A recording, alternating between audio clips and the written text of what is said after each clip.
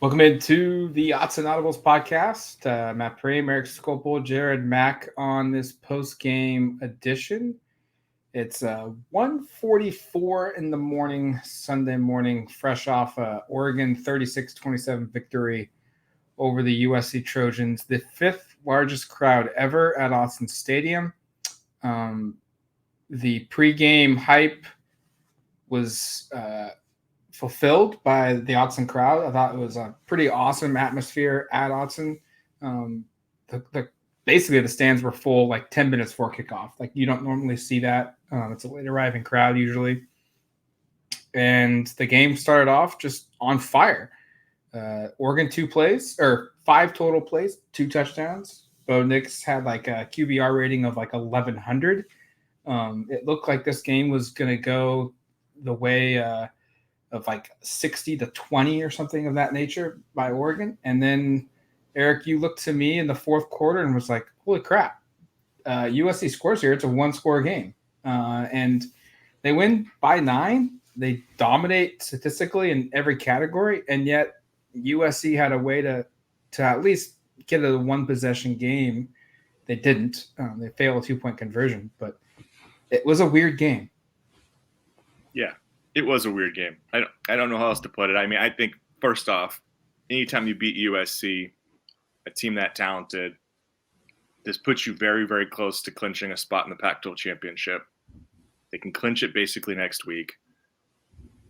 All of that's awesome. Like I want to off the top here, and I know at times we maybe come across not enjoying the moment as much as we could, but this one certainly had some less than savory things at the end of it. But like Oregon played, I thought, pretty damn well for the most part in this game, and then kind of stubbed their toe here and there late from some certain spots, and that was really the difference between this being a game that was much closer to our predictions, which was 2, 3, 4 score margin, as opposed to being one that was a 9-point game, which I guess is still a 2-score margin. But yeah, it was weird. I mean, it was one of those weird games where I never really doubted Oregon was going to win, but it was also like kind of USC's a little too close for comfort here at the end here after some execution errors, after Camden Lewis misses another field goal. USC comes right down the field. Thank God, I think it was Roderick Pleasant makes the tackle there at the 1-yard line to stop the 2-point conversion from going over the goal line, or else USC is a 1-score game. But regardless, like I think Oregon showed why they are ranked where they are. There are probably going to be some detractors nationally that'll point to this being too close of a game, even though it really wasn't a very close game for anyone who actually stayed up long enough to watch it. And that's actually one of the negatives of playing a night game like this, is that there are going to be some folks in the East Coast who just didn't watch much of this at all and are going to say, oh man, Oregon only beat USC by 9. That's underwhelming. This wasn't really an underwhelming performance, at least in my eyes. There were some things to kind of nitpick, and I'm sure we'll get through some of that. But like overall, I thought Oregon played pretty darn well. They got in, like I said earlier, they got in their own way too many times, probably to call this like a more than a B or a B plus performance. But USC is a really talented football team, and for really the majority of this game, it really wasn't very close.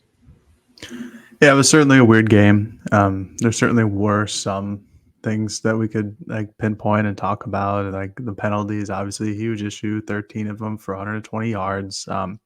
Some were pretty questionable, I have to say. I'm not usually one to bash on the referees, but there were a couple ones where on both sides, honestly, where it was like, I don't know about that one. And that, stuff like that happens. This game wasn't close. Like, I know the score, it's 9 points, and some people will, go on the ESPN app or whatever you use and say, oh, they only won by 9. That's close. It just wasn't. Like, Oregon dominated the heck out of this game.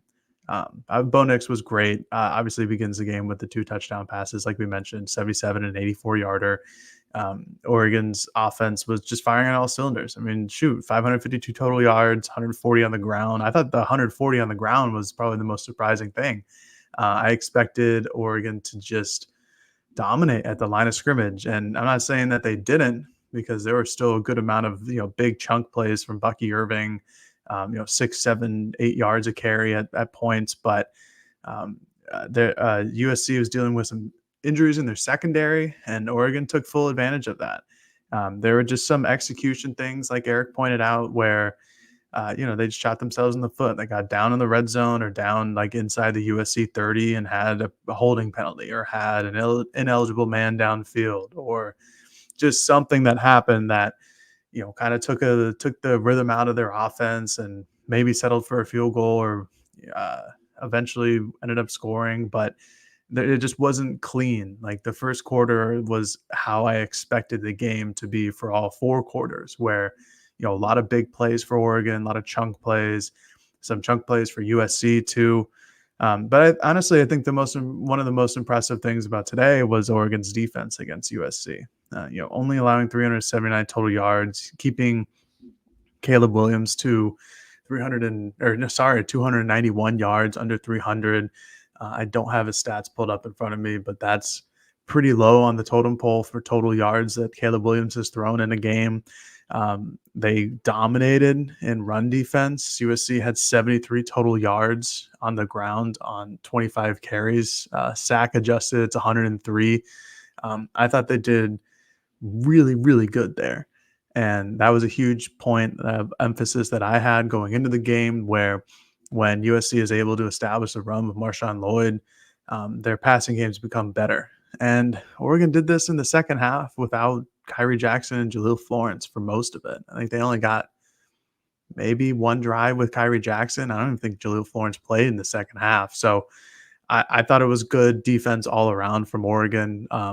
Certainly encouraging. Like, you're not last week against Washington, USC put up 42 points and almost 600 yards of total offense. Like, this is certainly an encouraging victory. It's just not the score I think many of us anticipated. And honestly, it could have been, maybe you add in the 2 extra points because of the missed 2-point conversions. It's 38-27, but even still, like, Oregon 8.8 yards per play. Like, they dominated this game. It just didn't show up on the scoreboard, and that's fine. I don't know if they necessarily need to win with style at this point. We're blowing out opponents, but just a weird score. Should have been closer to our predictions, like Eric said. Bo said the offense just let the defense down in the fourth quarter. Made too many mistakes, too many penalties, didn't convert drives that should have resulted in points. And, it's probably what it is. They scored every possession they had in the first half, except for the one where they took a knee to end the first half. That's pretty damn good. They scored on the first drive of the second half, which was like almost a 7-minute drive, I think. They were really, really good offensively. And then all of a sudden they just kind of, I don't know, hit a bump in the road. And I think that speaks to how just good they can be when they fire on all cylinders, because this wasn't even like a B+ level game. I mean, Eric will give grades. He'll give his grades later today. But if it was me grading, I wouldn't give them a B+. I would maybe give them a B. And yet, like we were talking last week against Cal, like, they dominated a USC team that's, on paper, they have a lot of talent up and down the board. I mean, Caleb Williams is an absolute magician with the football. He's awesome. So good. He is tremendous. Mm-hmm. And to Jared's point, like, their best offense was basically asking Caleb Williams to do a magic trick and evade 4 pass rushers and run around outside contain and just chuck the ball deep and hope one of their receivers could get open, which happened at times. And other times it didn't happen. We talked about going into this game. Like, I think all 3 of us were curious of how much pressure Oregon would be able to generate defensively. I don't know what the pressures total numbers are, but I think their season high was like 28 via PFF. They might double that when PFF releases their grades later today. It wouldn't surprise me if he was pressured every single time he threw the football in the PFF grades. Oregon's front 7 was tremendous. Yeah, I don't know if they'll double, just because I don't even know if there are enough dropbacks. But to your point, Matt, like, it was very, very nearly a season high, I would guess. And the more I'm thinking about this as we're talking this out, doesn't this kind of remind you of the Washington State game for several reasons? A, the final score is a little closer than what it really was, but also B, like when the opposition was having success, it was just a quarterback making stupid plays, and stupid in a good way, of just avoiding pressure, rolling, throwing the ball downfield. Guys were pretty well covered a lot of the time. Like there was one really clear defensive breakdown where I think it was the tight end for USC was just running open down the back end of the field. I think there was a miscommunication with the safety in the corner or something there. But other than that, like I thought the coverage was really good. As Jared said, even without your top two guys for basically the entire second half, it was just a game where, like a win's a win. Like you have to accept that. Like Oregon didn't win this one pretty, and guess what? That's okay too. Washington, since they played Oregon, hasn't lost. But this would be like the most dominant performance that they've had in that whole span too, right? Like I think they beat USC last week by 10, but other than that, it's been all like one score wins for Washington. Like, so you're allowed to have a game where you don't just completely put the foot down. And I understand it's frustrating because, like, I think, objectively they didn't finish this game as well as they could, especially on offense. They had too many penalties. They missed a field goal. They I think actually one that could have been really big, but didn't end up being, was the fact that they had an incomplete pass on that third down before they iced it on the pass to Bucky, because it wouldn't have probably mattered too much, but that kind of kept some clock from running off. You could have easily, if you ran the ball and picked up 3 or 4 yards, you could have killed 40 more seconds. Again, these are like small, minute details, but for a team that aims to play in a college football playoff, which again, they're just a couple of wins, 3 wins potentially away from doing, and all of these kind of things matter. So I think you come away from this one feeling like, okay, it's behind you. The final 2 games to me are both extremely winnable. This doesn't change at all how I feel about this team. I might have a little less confidence, and the confidence continues to drop in the place kicking. But like otherwise, like I guess the penalties are frustrating. I'll just be honest. Like just because there were so many of them and they came in really bad spots, as we've said and Dan said in post game, I didn't agree with some of them. Like I thought the PI call on Tysheem Johnson on 4th down was pretty bad. I thought there were a couple of calls on offensive linemen for Oregon that were kind of head scratchers. Like you watch the play again and went like, I don't know. Are they just like, aren't they just maybe bigger and stronger than the guys they're going against, and they're manhandling in them and they're getting called for things? It felt a little bit of that, but you want to see that stuff cleaned up. And that's certainly, the penalties has been a storyline all year that Dan has brought up. I mean, go back to the Texas Tech game. That was the big talking point, and you would like to see it corrected. But I hope nobody comes out of this game feeling worse about Oregon's chances to do something special this year, because I thought like Bo Nix certainly answered the call. We say this every week. I feel like one of his better games, completed 74% of his passes, 412 yards are a season high. He had 4 touchdowns. The touchdown pass to Terrence Ferguson, I think, is another one of those great throws. It's a Sunday throw right down the seam to the tight end. But and I thought the defense, to Jared's point, I won't even really reiterate most of it because I just agreed with basically all of it. And it's also 2 a.m. now, and I don't want to be talking for too long. But I thought the defense played great, and I thought you saw the type of players make the types of plays you were hoping and expecting to make. And so, I think you come away from this game and there's a couple of things to quibble with, and shoot, you would like to see the game a little bit more lopsided, because maybe there will be some national inclination to downplay this win just because we saw that happen just this last week on the show from Greg McElroy about games that happened a really long time ago. So I'm sure this will be fuel to the fire for those guys, but I thought they played pretty damn good, and there's a couple of things here and there, but I hope there aren't people out there really hitting the alarm bell, because I don't think it needs to be hit. And I think Oregon is going to go down to Tempe next week and take care of business. And I feel just as confident that they'll hold off Oregon State in what I think will be one of the more competitive games of Pac-12 play for the Ducks, but one I feel very confident they'll win. Yeah, I 100% agree. I just think this is a situation where we have seen what Oregon can do at like their very best. And I still think the Utah game is probably the best exhibit of when they play their very best.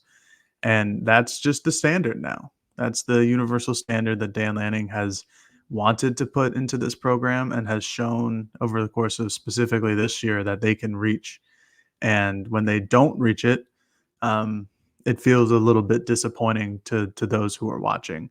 And I guess I would kind of qualify today's game as that, just the inability to go and really put the game out of reach. Like Troy Franklin had that huge, I think it was like 53 yards or something like that, to set Oregon up for a real scoring opportunity, a touchdown opportunity to put them, I think at the time was ahead by 3 scores, and Oregon shot themselves in the foot with some penalties. And then it was the missed field goal by Camden Lewis where you come away with nothing. And it's kind of like, well, if that was executed better, again, the score would be different. And I think that's just kind of the overall feeling that I have from the game, where it's like Oregon did a lot of things well, like no doubt about it. It's just the score doesn't indicate how much better they were than USC was today. And that's fine. It is what it is. People on the East Coast will not have watched this entire game, and maybe they watched the first half, though, which means that they saw some of the very good moments that Oregon had during the game, and these explosive plays, and a defensive line that got to Caleb Williams a lot and often, and really made his life very difficult. So I don't know, maybe there's some positives to it, but I just thought that Oregon played great, and the score is entirely not reflective of how good they were on the field today. Eric brought up Bo Nix and the Heisman during the game. BetMGM and multiple other sports books updated the Heisman odds, and he's now officially the favorite.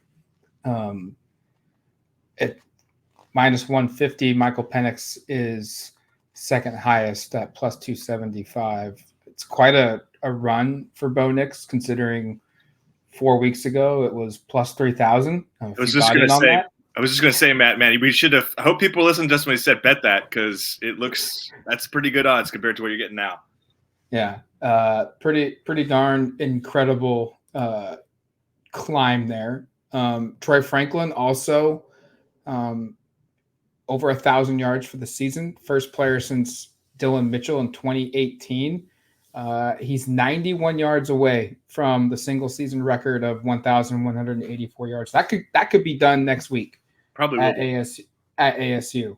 And we talked about this last week. Tez has opened the door where it's officially wide open for Oregon to have its second ever two receiver 1,000-yard performances in the same season. The only time it's ever happened previously is 98. Damon Griffin and Tony Hartley both did it with 1,000 yards.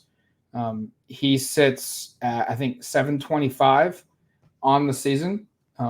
If they play 13 games and he continues to average what he does, he's going to hit it. And I don't know if I thought that was possible 3 weeks ago. I think that maybe we could end it here with this. I think this offense has shifted a little bit. We are seeing them stretch the field down the field and horizontally with crossing routes, whether it was Troy Franklin's like 84-yard slant that he went and just ran away from USC's defense, which was awesome. Or, Tez was more like a comeback spin out of a tackle. But both guys, I think we've seen some adjusting by Will Stein, Oregon's offensive coordinator. They're putting these two guys in positions where they're just pulling away from the defenses, and it's taken, I think, the offense to another level. Kind of a weird Troy game. He had 2 catches for 147 yards and a touchdown. He had 3 total targets. Like, I'm just looking at it going like, wow, he was only targeted 3 times all game. Tez had 11. Like, the target share is very much kind of flipped the last couple of weeks. And to Matt's point on Tez now being in play to have 1,000 yards, I agree. And yeah, you're right. 2 weeks ago, that didn't feel possible because he's had 306 yards 60, and 4 touchdowns the last 2 games. He's playing incredibly well. I know he had some drops, which if you want to go to duckterritory.com, you can see some folks litigating the fact that he's making mistakes. But the passing game is kind of evolving in a way that I like. I like to see it a little bit more spread around. Like, this is actually a really good Terrence Ferguson game. This is probably his best game of the season. He had 6 catches for 60 yards and the touchdown I mentioned earlier. Still not getting a lot from the other outside receiver. Gary Bryant had 2 for 23. One of them was a pretty big catch, at least in a big spot. But yeah, I agree, Matt.